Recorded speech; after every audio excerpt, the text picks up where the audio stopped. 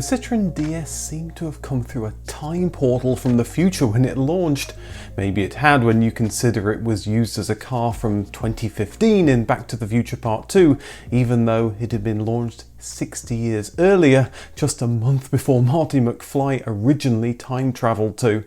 Over the years, it's taken on a mythic status, especially in its native France. It's the car that saved their beloved President Charles de Gaulle not once, but twice. The current owners of the brand thought so highly of its status that it spawned an entire range of cars in 2009, DS automobiles, although the company was maybe trading on the name rather than creating anything truly innovative like the original. Why did Citroën decide to make such a radical car when post-war customers were happy to have any car at all?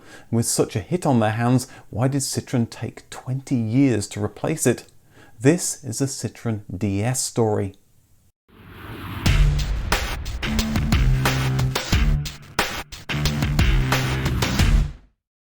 "1935 was a tumultuous time for Citroën. Their CEO and founder André Citroën was dead and his company was bankrupt. Its largest creditor, tyre producer Michelin, found themselves in control of the company, and with their new leader, Pierre-Jules Boulanger, they embarked on two revolutionary car programs. The first, the toute petite voiture, or very small car, would become one of the 20th century's most popular vehicles, the 2CV. The second would be a voiture à grande diffusion, or mass-produced car.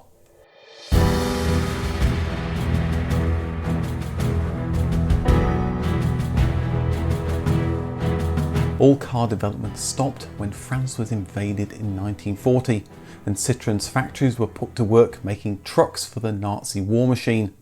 Citroën's leader, Pierre-Jules Boulanger, would organise a go-slow for truck production. Many of them were cleverly sabotaged by putting the notch on the oil dipstick in the wrong place, so the engines would eventually seize. He was so hated by the Germans, he was put on a blacklist for enemies of the Reich to be arrested in the event of an Allied invasion of France. But in their rushed departure from the country, they must have forgotten to take him. After the war, Citroën would prioritise their bare-bones toute petite voiture after the austere post-war period, launching it in 1948. With the economy recovering, they turned to the mass-produced car. The 2CV had been a masterclass in producing a fully featured, reliable car on a budget, and Citroën's engineers would take their knowledge and apply it to this new, larger car, something that would leapfrog the competition. They were encouraged by Citroën's owners Michelin, who felt the public's admiration of Citroën's innovation would rub off on them too. The engineers started with a similar suspension setup to the 2CV, but it just didn't work on this larger car. A soft ride was almost obligatory when driving fast on potholed post-war French roads, but cornering at speed was also important. During the war, Citroën's engineers hadn't been able to do much development, but they'd had a lot of time to think. Citroën employee Paul Magès had dreamt up a suspension system that, instead of using springs and dampers, used oil and air. It was quite revolutionary, and after producing remarkable results on a donor car, Citroën made the bold choice to adopt it for their new car. It provided an astonishingly smooth ride without wallowing through the bends. The road holding would be improved by using radial tyres when many others were still using inferior cross-ply tyres. And these new tyres would be supplied, of course, by Citroën's owners Michelin. The new hydraulic system could tap into the system used by the brakes. But there was more that it could do. Citroën realised that it could also be used to give power-assisted steering at a low cost because the hydraulic system was already there. Many cars of the time didn't actually have power-assisted steering. When you turned the steering wheel, you directly turned both front wheels. On heavy cars, you needed to do some sort of bodybuilding just to do a 3-point turn, which is why many cars of the period used large steering wheels that looked more at home on an old-timey sailing ship to make the job a little easier, but could mean a compromised driving position. Using the hydraulic system made steering a breeze, meaning turning the steering wheel could be done with just one finger, and would again be something to put this new car ahead of the competition.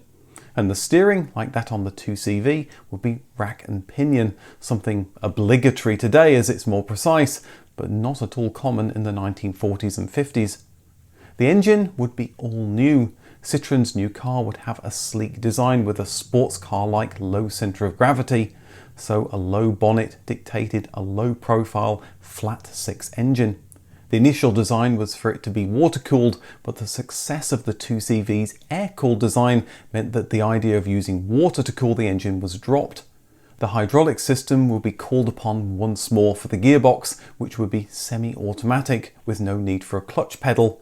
And all that power would be fed through the front wheels, not the rear like most cars, meaning no awkward drive shaft hump inside the car. This was all pretty radical stuff, especially for the late 1940s, where car companies were happy just to have vehicles to sell. Citroën weren't building a car with one untried technology, they were filling the car with them. Getting all these new bits to work day in, day out through hot days and frozen nights would be a real challenge. Pierre-Jules Boulanger, Citroën's heroic leader during the war, was tragically killed in a road accident in 1950. But rather than shying away from the radical risks the new car was taking, the new head of Citroën concluded the new car wasn't radical enough. The innovative features on the 2CV and the Type H van had shown that risk-taking, something French people had done on a daily basis during the war, could pay great dividends. They delayed the car's production to put it even further ahead of the competition. While American car companies were making cars that imitated the streamlined shapes of jet fighters, Citroën took the principles behind those sleek aircraft and applied them to the car. Designers had known for years that less drag means better fuel economy and a faster vehicle. Citroën's family car had been in development since the 1930s, and the shape was altered many times as fashions changed. But the shape gravitated towards a wind-cheating shape that could still fit 5 in comfort. Even the bottom of the car was smoothed over to help aerodynamics, something that would take decades for other car makers to do. Citroën was keen for the car to have good all-round visibility, so the roof would be held up with tiny pillars with a wraparound windscreen. To help the car's low centre of gravity, the bonnet used lightweight aluminium, and the roof was made from the relatively new material of fiberglass. The interior, of course, also didn't follow the norm. The steering wheel used just one spoke to make it less dangerous in the days before collapsible steering columns, and made seeing the dashboard controls easier. Modern plastics, a world away from the Bakelite of the 1930s, were just becoming available, and the interior would make extensive use of them, along with washable nylon fabric for the seats. Entertainment by means of an AM radio was an optional extra. As development continued, Citroën took prototypes on the road, but a motoring journalist got wind of the new car and published it in great detail. Citroën's management were incensed and brought the police in to investigate, but the culprit was never found. Security was tightened to make sure this wouldn't happen again. Jaguar had entered their updated C-Type in the 1953 Le Mans 24-hour endurance race using disc brakes for the first time. Its commanding 1-2 win persuaded Citroën that disc brakes were the future, which meant that they had to get them on their new car. The engineering team would rework the front wheels to include fade-free disc brakes, making it the first time disc brakes would be successfully used on a mass-produced car. As the car was readied for launch, it needed a name. It was so otherworldly, it's perhaps fitting it got the name DS, which in French sounded like the word for goddess. But wasn't quite so godlike was the flat six engine. It was too heavy, despite using a lot of lightweight aluminium. It wasn't particularly fuel efficient, and to cap it all, it was down on power. The hard decision was taken to abandon it, which meant Citroën had to make do with the hand-me-down 1.9 litre 4-cylinder engine from the 11CV traction Avant, updated but still antiquated and not ideal for this modern, forward-thinking motor car.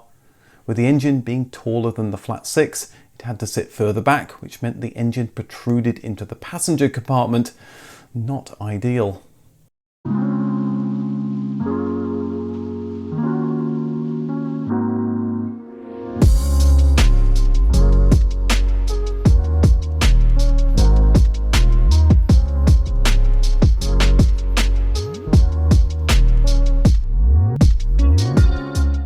Finally, the DS was ready and Citroën presented it at the 1955 Paris Motor Show, where it became the star of the show. This was the jet age with atomic power promising limitless energy, so the futuristic DS caught the public's optimistic mood perfectly. Although France was still rebuilding after the war, the DS gave the country a sense of pride that their nation could make a car like this that could best all of its rivals. Citroën talked up the car's hydraulic features, claiming it would reduce driver fatigue on long journeys, and in the unlikely event of a flat tyre, the suspension, powered by oil and water, meant a jack wasn't needed. The spare tyre, tucked away in front of the engine, was sold as an effective emergency buffer. By the end of the first day, Citroën had taken a stunning 12,000 pre-orders. By the end of the show, it was 80,000. No other car before had caused so much interest or got so many pre-orders in such a short space of time. It would take 60 years and the launch of Tesla's Model 3 to break that record. But like the Model 3, customers couldn't get their new DS immediately. Less than 100 people received one in 1955, and it would take 3 years until Citroën had satisfied all those pre-orders. When customers did get one, they were beset with problems from all this new technology. Using the hydraulic system to provide so much convenience meant that when it failed, it was disabled with no steering, gear change, suspension or brakes. All that secrecy Citroën had put in place just 3 years earlier meant garages had no clue how to repair the exotic DS. Citroën had to rush out maintenance manuals to smooth over these ugly teething problems. The DS was expensive, more than the outgoing model, and initial hype could only take it so far. With customers purchasing competitors' cars, the following year Citroën announced a cut-price version, the ID. Again, using a French play on words, the ID sounded like the French word for idea. Gone were many of the hydraulic bells and whistles which made the car lighter, so the engine was detuned so it wouldn't outperform the more expensive DS, and the interior felt a little cheaper. But it still got the funky hydraulic suspension and those futuristic good looks. Citroën tried out an even cheaper stripped-down ID in 1957, but it wasn't popular with just 400 sold. They found customers gravitating to the luxury ID they'd introduced the same year, essentially giving something closer to a full DS inside without all of that newfangled hydraulic craziness. With production fully ramped up and teething problems resolved, Citroën turned their minds to an equally innovative estate version released in 1958. Apart from a great deal more room, the estate came as the Commerciale for comically stupid builders. It came with 2 rows of seats, with the rear seat able to fold completely into the floor to give a flat loading area, allowing the car to be used for both work or family trips at the weekend. The family-friendly Familiale was even more practical, coming with 3 rows of seats that seated 8, with practical rear seats that again folded away for bags of storage space. The luggage rack on the roof just added to its practicality. The car was also sold as the Break, with 2 fold-flat rear seats that allowed 2 children to sit opposite each other, and from the graphic it looks like they would be having a learned discussion about Kierkegaard on the way to a ski resort. That's not quite how I remember long trips in the car. Citroën would also produce a special ambulance version with the car's smooth suspension, allowing patients to quickly get to the hospital with the minimum of distress. A couple of enterprising coach builders took the DS and made coupe versions, but these were very much limited run affairs. French coach builder Henri Chaperon presented a cabriolet version to Citroën management, who liked it so much they offered it as part of their lineup in 1960. The car wasn't cheap though, mainly because of the convoluted process to make one.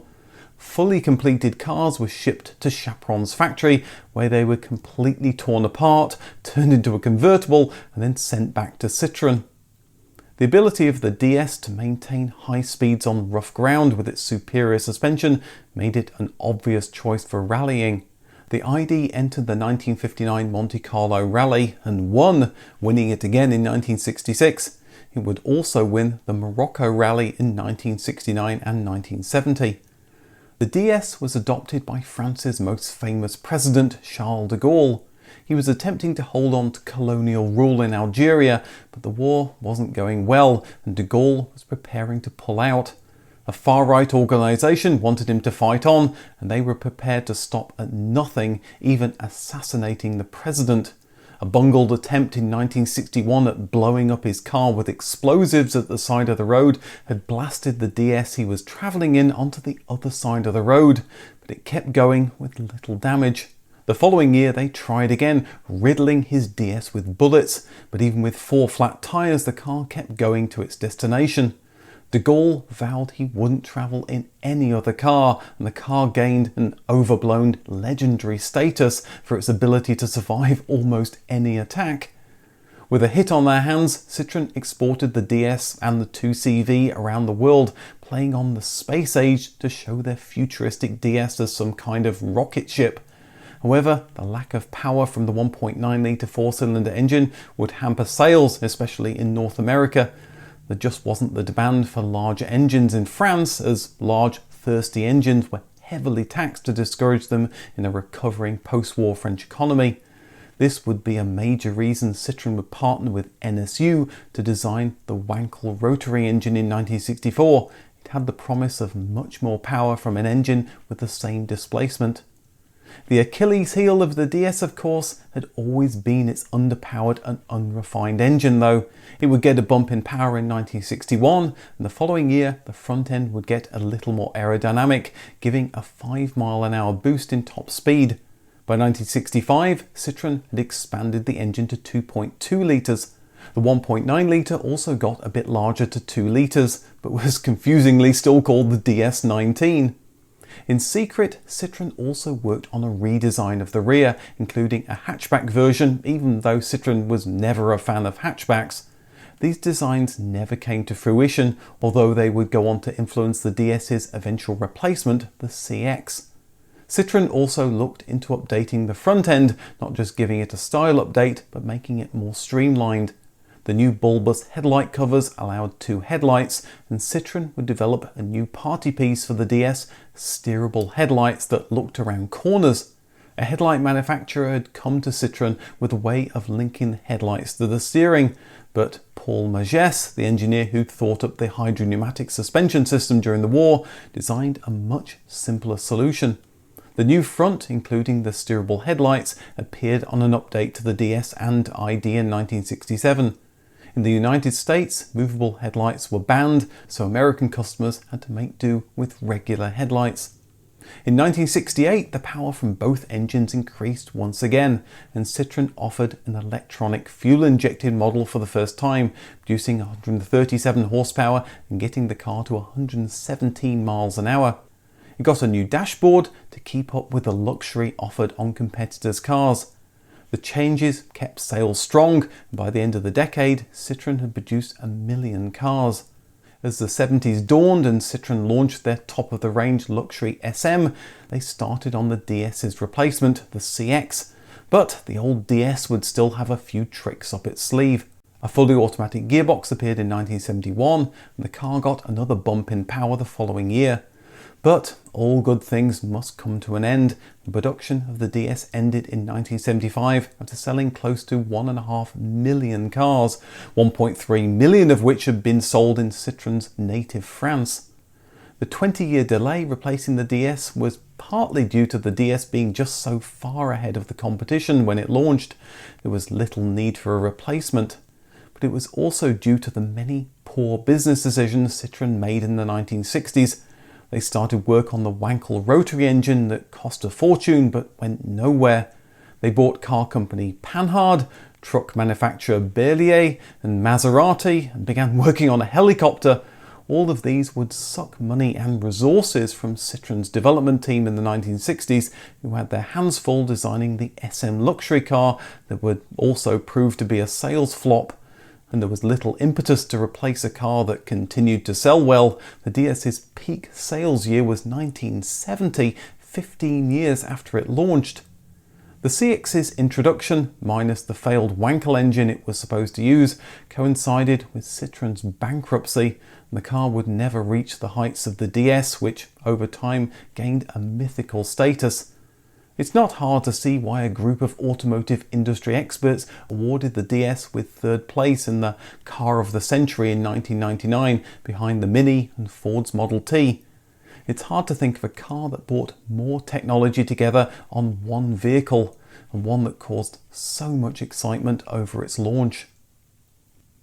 Paul Magès, the inventor of the DS's hydropneumatic suspension and who implemented its steerable headlight solution, went on to create the Citroën SM's Diravi speed-sensitive progressive power steering system. He kept a quote from the French playwright Marcel Pagnol on his desk that read, "Everyone thought it was impossible, except an idiot who didn't know it and who created it."